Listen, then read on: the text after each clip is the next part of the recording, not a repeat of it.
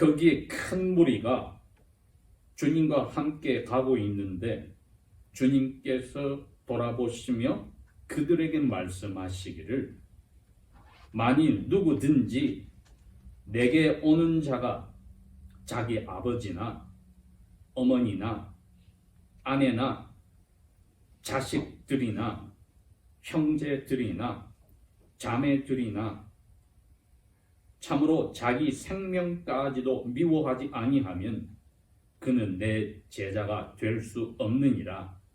또 누구든지 자기 십자가를 지지 아니하고 나를 따라오는 자도 나의 제자가 될 수 없느니라. 이는 너희 중에 누가 망대를 세우려고 하면 자기가 가진 것으로 그것을 완공할 수 있는지 먼저 앉아서 그 비용을 계산하지 아니하겠느냐?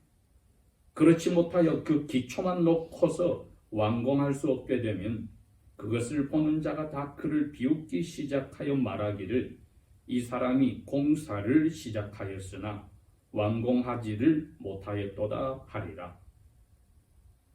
또는 어떤 왕이 다른 왕과 전쟁하러 나갈 때 먼저 앉아서 2만 명을 데리고 자기를 대적해 오는 그를 1만 명으로 물리칠 수 있는지 깊이 생각하지 아니하겠느냐? 만일 할 수 없다면 다른 왕이 아직 멀리 있을 때 사신을 보내어 평화의 조건들을 그에게서 바랄 것이니라. 이와 같이 너희 중에 누구든지 자기가 가진 모든 재산을 버리지 아니하는 자는 나의 제자가 될 수 없느니라. 아멘. 우리가 약 4년 전에 12번에 걸쳐서 예수님의 제자로 산다는 것이 무엇인지에 대해서 우리의 지금까지의 신앙생활 자체를 훑어보는 시간이 있었습니다. 12월 달은 이제 저희들이 알지만은 BC 6년에 5월 14일 양력이 예수님의 탄생하신 날인 줄 알지만은 일반적으로 주님의 성탄을 기리는 그러한 겨울 시즌인데 하나님께서 우리에게 은혜를 주시면은 몇 번에 걸쳐서 우리의 주님이 되시는 예수님의 제자의 그 삶에 대해서 누가복음과 요한복음에 있는 말씀으로 저희들이 생각하고 거기에 따라 살려고 합니다. 오늘은 스스로에게 다시 한번 질문을 던져봅니다. 나는 과연 예수님의 제자인가? 나는 예수님의 제자인가? 제자라는 말을 유대인 그리스도인들은 히브리 말로 학생이란 말과 코볼해서 씁니다. 우리 한국말은 제자다, 스승이다 할 때 제자란 학생이라고 생각을 하지만은 유대인들에게는 공부하는 학생이라는 말과 제자라는 말은 전혀 다른 뜻입니다. 시나고그에서 회당에서 가르칠 때 그 선생은 티처가 되고 거기에 공부하는 사람들이 학생이 되지만은 시나고그가 아니라 레바이가 하는 그 학교. 그러니 레바이는 티처가 아니라 레바이, 마스터란 뜻입니다. 주인이란 뜻입니다. 그분이 열어놓은 학원에 가서 공부를 하게 될 때는 그분의 제자를 탈미드라고 했어요. 학생이라고 부르지 않습니다. 이유는 지식을 공급하고 받는 게 아니라 그 레바이와 같이 1년 365일 하루 24시간을 같이 생활하면서 그분의 모든 것을 따라하는, 즉 그분의 뒤를 follow, 따라가는 사람에 한해서만 탈미, 제자라 부르는 겁니다. 예수님이 바로 그 단어를 쓰신 겁니다. 누구든지 나를 따라오려면은, 지금 나의 제자가 되려면 같은 의미입니다. disciple라는 단어나 follow라는 단어와 같은 뜻입니다. 제자란 따라가는 사람이다. 누구를? 레바이. 그분을, 주인님을 따라가는 사람이다. 그러니 그 대전제를 두고 오늘 아침 저희들은 이 말씀에 따라서 생각을 해보아야 됩니다. 나는 그 레바이 예수님, 나의 마스터 되시는, 나의 주인 되시는 그분의 제자로 따라가고 있는가? 제자로 따라가고 있다면 이미 그분이 열어놓은 기도와 말씀이라고 하는 것으로 트레이닝을 하는 제자 학교에 입학을 하였기 때문에 거기서 같이 숙식을 나누고 따라갑니다. 근데 오늘 예수님이 하신 말씀은 나의 제자라고 하는 학교에 들어올 수 있는 사람이 누구냐를 설명을 하는 겁니다.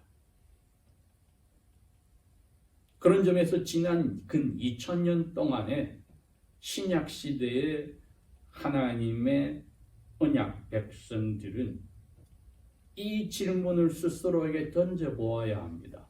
내가 예수님이 레바이 예수께서 열어놓으신 제자라는 학교에 등록을 하고 그 안에서 그분의 언행심사를 닮아가는 따라가는 사람으로 사는지 아니면은 입학 조건을 만족하지 못해서 그 밖에 있으면서 제자 흉내를 내고 살았는지 이게 오늘과 또 하나님이 은혜를 주셔서 다음 주에 저희들이 생각하는 질문, 나는 예수님의 제자인가는 질문의 구체적인 내용입니다. 오늘은 그 절대적인 입학 조건을 예수님이 이야기를 하셨습니다. 마태복음에도 16장에 말씀을 해주셨고 마가복음도 8장에 그 말씀을 해주셨는데 누가복음만은 두 번에 걸쳐서 예수님이 누구든지 나의 제자가 되려면 나를 따라오려면 하는 이야기를 두 번에 걸쳐서 9장에서도 해주시고 오늘 이 14장에서도 해주십니다. 그 말은 첫 번째 이 이야기를 꺼냈을 때 누구에게 이야기했냐면은 예수님이 이미 불렀던 제자들이 있었습니다.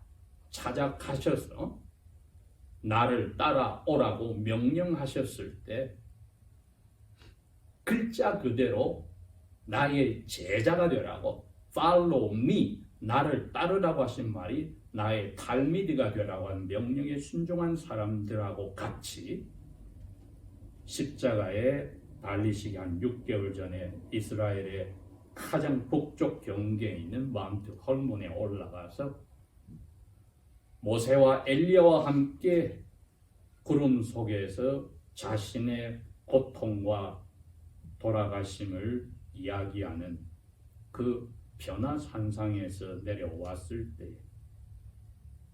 제자들에게 하신 이야기가 그겁니다. 너희들 다 나의 부르심을 받고 이 자리까지 왔고 너희 가운데 12명은 심지어 보내심을 받는다는 뜻인 사도들이 되었는데 짐작에 적어도 70명에서 100명 정도가 지금 제자들의 무리로 있습니다. 그 사람들에게 이야기한 게 누가복음 9장의 그 사건입니다. 그 제자들에게 이미 제자인 사람에게 다시 한번 제자 학교에 너희들이 이미 입학해서 나와 같이 내 뒤를 따라오면서 모든 걸 닮아가는 삶을 사는데 이제 그게 목숨까지 내어놓을 각오로 사는지 안 사는지 테스트할 시간이 곧 다가와. 그걸 염두에 두시고 산으로 들어가기 전에 이미 곧 예루살렘으로 가서 고통을 받다가 죽으시고 사흘 만에 살아나신다는 이야기를 꺼냈고 베드로는 그것을 예수님을 꾸짖으며 그러지 말라고 했고 그 베드로의 생각이 사탄의 생각이라고 꾸짖고 이 변화산에서 이제 내려오셔서는 제자들에게 다 같이 지금 경계를 주는 겁니다. 이거는 워닝이기도 합니다. 9장 23절에 그렇게 이야기했습니다. 제자 모두에게, 적어도 70에서 100명이나 되는 제자 모두에게 누구든지 나를 따라오려면은 그 사람은 반드시 자기 자신을 부인해야 한다. 날마다 자기 십자가를 져야 한다. 그리고 나를 따라야 한다. 이건 여러분 입학 조건입니다. 그런데 왜 주님이 왜 다시 이 이야기를 하실까? 이미 제자로서 기적도 해결보고 악한 영도 쫓아보고 하는 경험이 있는 사람들에게 왜 이 이야기를 다시 하실까?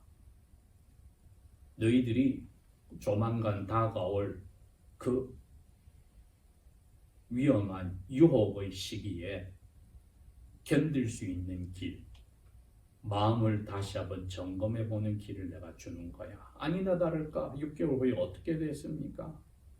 감람산에 잡히시려고 기도하러 가실 때 제자들에게 그렇습니다. 너희들 여기서 유혹에 빠지지 않게 깨어서 기도해야 돼. 우리에게는 오늘 이 말씀을 하신 14장은 이제는 대상이 달라졌습니다. 여기 25절에 그렇게 이야기를 했거든요. 예수님이 큰 무리들이 자기를 따라오는 것을 보시고 그 무리들에게 이 이야기를 하셨다고 했습니다. 제자들에게 이야기를 하신 게 아니라, 물론 제자들도 지금 자기를 따라오지만은 무리들에게 이야기를 했다. 이건 예수님이 지금 잡히시기 며칠 전의 이야기입니다. 그건 5개월이 지난 후에 제자들에게 단도리를 시킨 그 사건 이후에 똑같은 이야기를 또 하시는데, 여기서야 이 말씀이 더욱더 우리에게 다가옵니다. 왜? 지난 2000년 동안에 수많은 세례받은 하나님의 언약의 자녀들이, 소위 말해서 그리스도인들이 자기를 예수 믿는 척하고 살다가 죽고 나서 아차한 사람들이 많았을 겁니다. 우리를 지금 그 자리에 넣어보아야 되는 겁니다. 넣어서 9장에 있는 그 말씀보다 이 14장에 있는 말씀에 우리를 그 70명, 100명의 제자무리에 넣지 말고, 지금까지 예수님이 3년 이상 동안 엄청난 기적을 일으켜서 이스라엘 전체 나라를 발칵 뒤집혀 놓았을 때에 이제 예수님에게 기대가 엄청나게 많아졌을 때에 예수님의 제자의 무리에 들어가고 싶어서 안달이 난 수많은 군중들에게 이 질문을 던진 겁니다. 너희들이 내 제자가 되어서 이제 한번 떵떵거리고 의시되고 살아보겠다고 지금 나를 따라온다면은 내가 정신 확 들게 이야기를 해줄게. 그런 입장으로 이 말씀을 하신 겁니다. 누구든지 나를 따라오려거든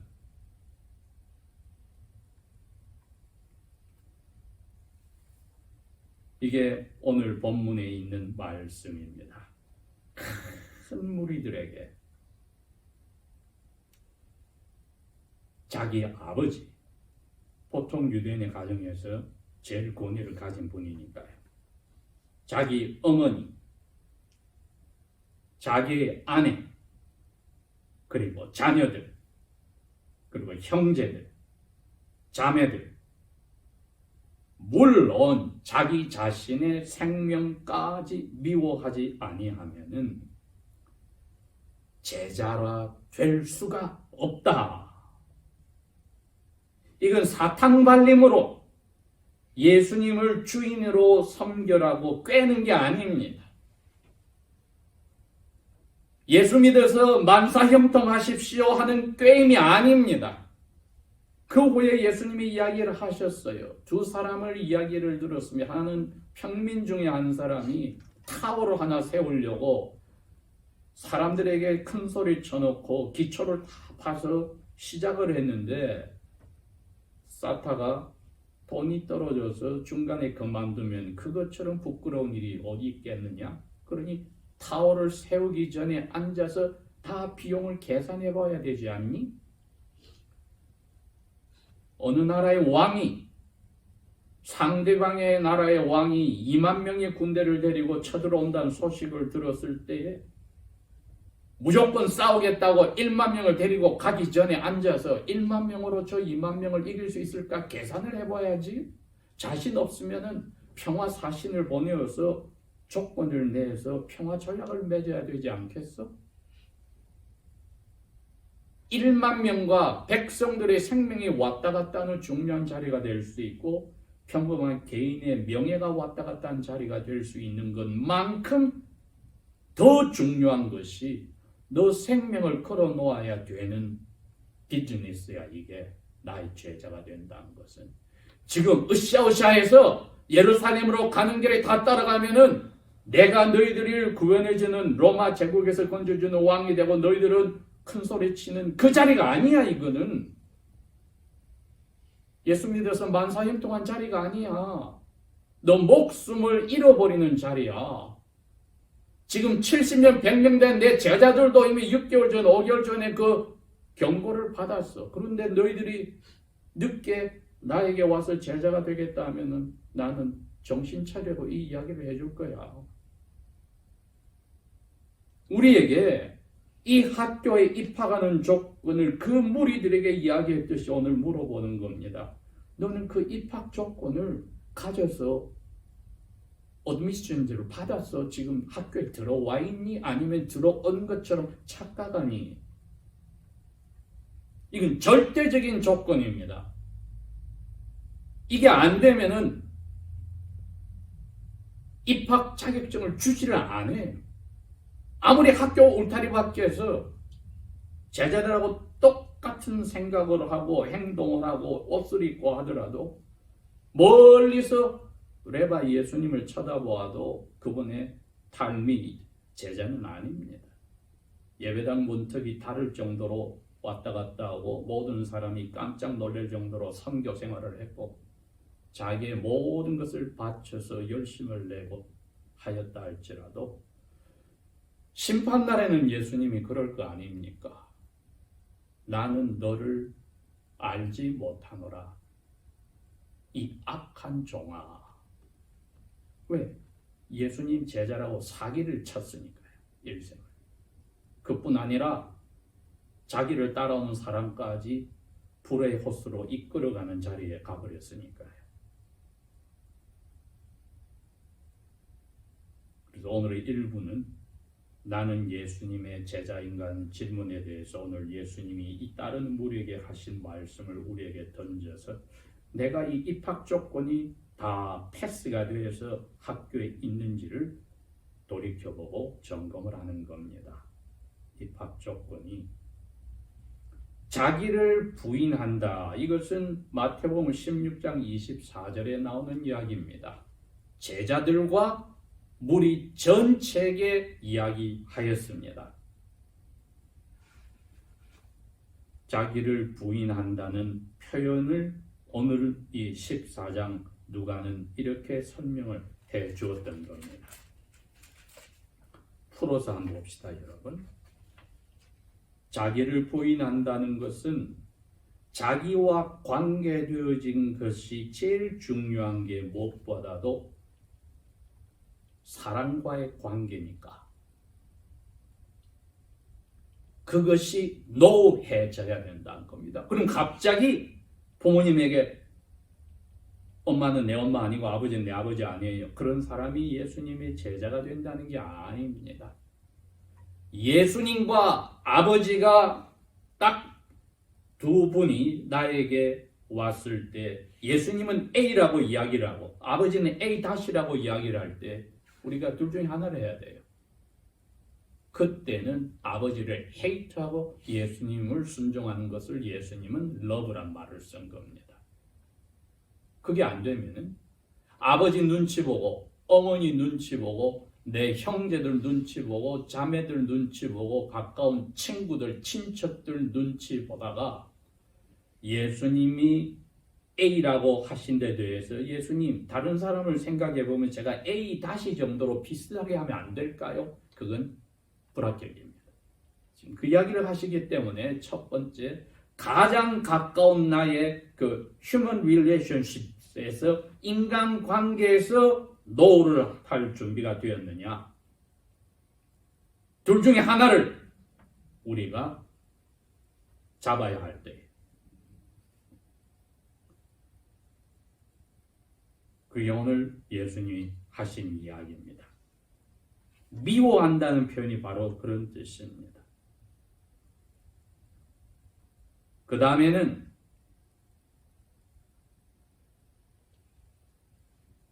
너가 십자가를 지고 가는 것이 없다면 나의 제자가 아니다. 이건 생명을 이야기합니다. 우리가 말하는 장식품에 십자가를 이야기하는 게 아니고 이거 데코레이션이 아닙니다. 왜?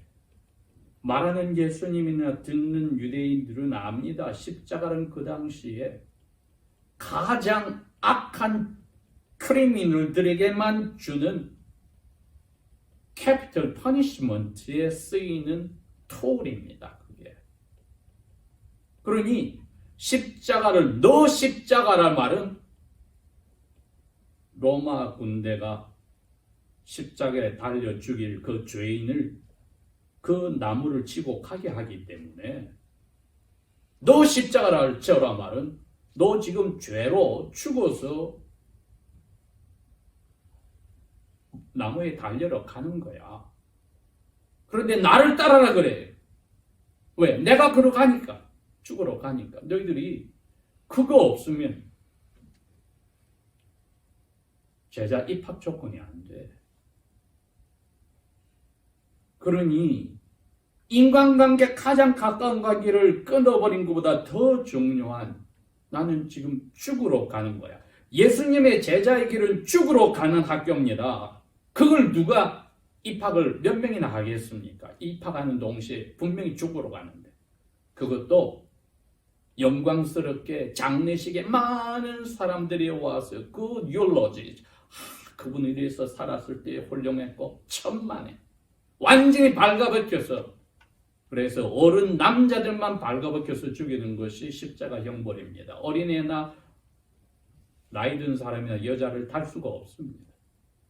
그게 십자가입니다. 그걸 지고 나하고 상관없이 죽는 사람들도 있지만 나를 따라와서 죽는 거다.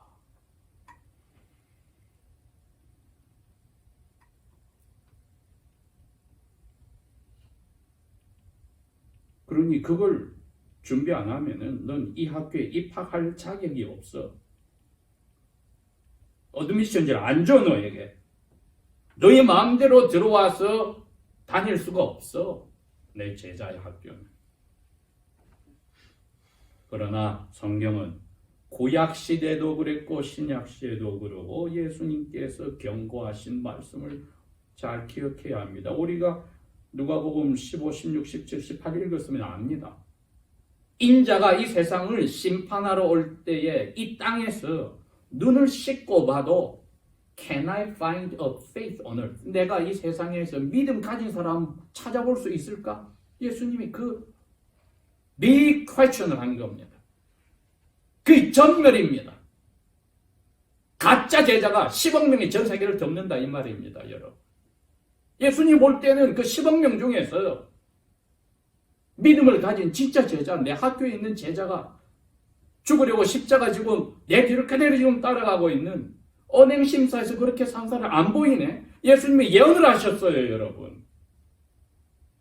우리가 지금 그 자리에 있습니다. 보십시오. 6개월이 지나고 나니까 미국 전역에서 얼마나 많은 하나님의 자녀들이 스스로가 예수님의 제자로서 주님의 명령에 순종하여 모이기를 힘쓰는 자리에서 예배하고 사는지, 얼마나 많은 교회 목회자들이 어려워서 교회 문을 그냥 타의에서 자의에서 닫아버렸는지, 이게 현실입니다, 여러분. 자유세계의 나라에서도 이런데 억압을 당하는 공산세계에서는 1세기에서도 로마 제국에서도 나중에 박해가 왔을 때 믿음을 보겠느냐 하는 그 자그마한 숫자에 들어가는 사람만이 제자였다는 겁니다. 하이델베르그 교리문답은 자기 부인이란 다른 게 아니라 자기의 뜻을 없애버리고 하나님의 뜻을 받아들이는 거다라는 표현을 했는데, 예수님의 입을 통해서 하나님의 뜻은 여기에 정해진 겁니다. 모든 나와 가까운 인간관계, 심지어 부부 사이에서도 예수님이 항상 첫째다. 부모가 되었을 때 자녀들 때문에 부모들이 포도불 하나님과의 약속을 어기고 자녀들이 하고 싶은 대로 끌려가는 유혹이 가끔 찾아옵니다. 심지어 자기 아내나 남편이 가져오는 유혹보다 더 강하게 올 때가 있습니다.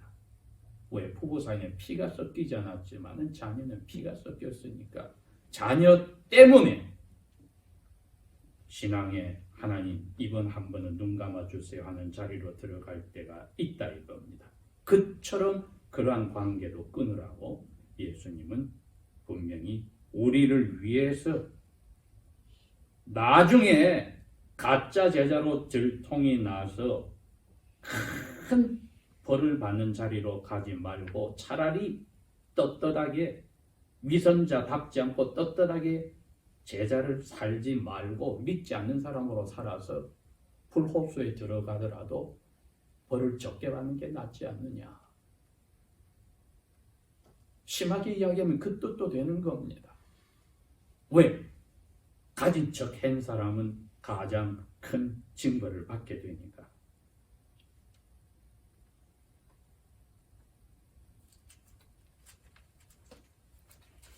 그러다 보니 마지막 부분에 와서 예수님이 자기가 가진 모든 것을 버리지 아니하는 자는 나의 제자가 될 수 없느니라.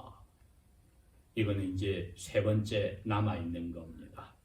내 목숨까지 포기를 했는데 아직 남아있는 게 재산이네요. 이거 다 유형과 무형의 재산입니다. 무형의 재산은 무엇일까요? 명예잖아요. 명예. 내 목숨이 없어지고 나서도 명예가 유지돼. Good name. 이것도 재산이고, 실질적인 material possessions, 물질적인 재산도 재산인데 예수님이 결론 부분에 33절에 다시 한번 맺어주십니다. 이와 같이 너희 중에 누구든지 자기가 가진 모든 것을, 여러분 우리 사는데 포함 안 된 게 없죠. 이제 다 됐죠. 모든 가까운 인간관계, 나의 가지고 있는 이 생명, 그리고 나의 명예와 나의 물질적인 모든 재산, 이거 다 정리하지 않으면은 나의 제자가 될 수 없느니라.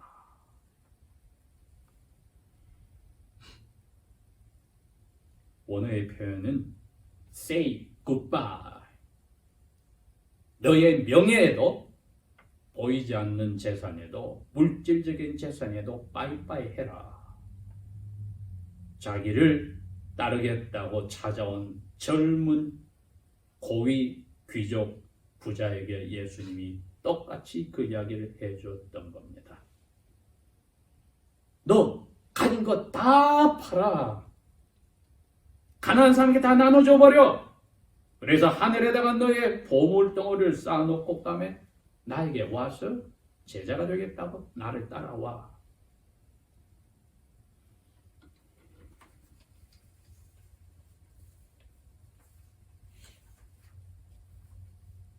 사도 바울은 비록 12사도에는 들어가지 못하였더라도 예수님께 늦게나마 불려서 그 자리로 들어갔으면 갈라디아 지방에 있는 교우들에게 이 예수님의 하나뿐인 absolute condition, 이 조건을 이렇게 자기는 이야기합니다. 내가 예수님과 함께 십자가에 못이 박혔다.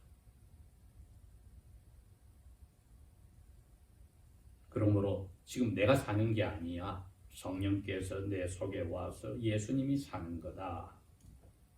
그러니 내가 육체의 이 세상에 사는 것은 하나님의 아들을 믿는 그 믿음 하나로 사는 것이다. 왜? 그분이 나 앞에서 나를 위해서 십자가 벌을 대신 받아 주었으니까.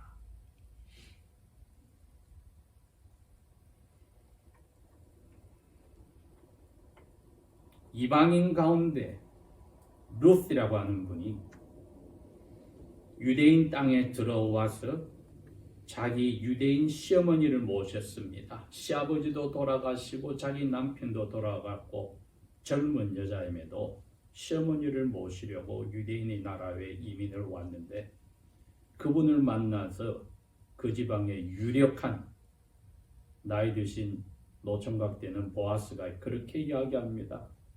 너가 너 시어머니에게 너 남편이 죽고 나서도 얼마나 복량을 잘했는지 내가 잘 들었어. 더군다나 너의 어머니도 떠나고 너의 아버지도 떠나고 너가 태어난 나라도 떠나고 너가 알지 못하는 사람들만 사는 이곳에 와서 너 시어머니를 공양한다는 것을 내가 너무나도 놀랍게 듣고 있어. 이미 나중에 예수님의 조상이 되는 할머니 자격을 가지는 루스이 그 자리로 들어갔습니다. 야훼라고 하는 신을 믿었을 때에 자기가 가지고 있는 모든 것을 포기하고 왔더라고. 구약 성경은 이미 밝혀주고 있었습니다. 나는 이러한 조건을 확실히 가지고서 패스해서 학교에 입학한 예수님의 제자인가? 기도하겠습니다.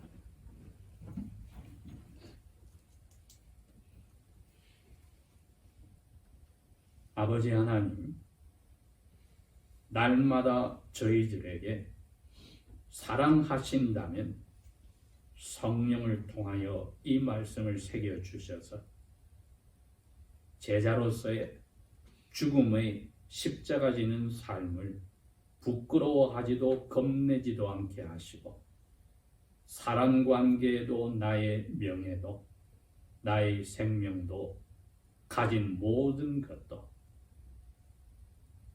주님 나라에 이미 다 뒤를 돌아보지 않고 포기하였다는 것, 예수 그리스도를 하나님의 아들을 믿는 것만으로 만족하는 귀한 마음 커져나가고 깊어지게 도와주십시오. 예수님 이름으로 감사 기도합니다. 아멘.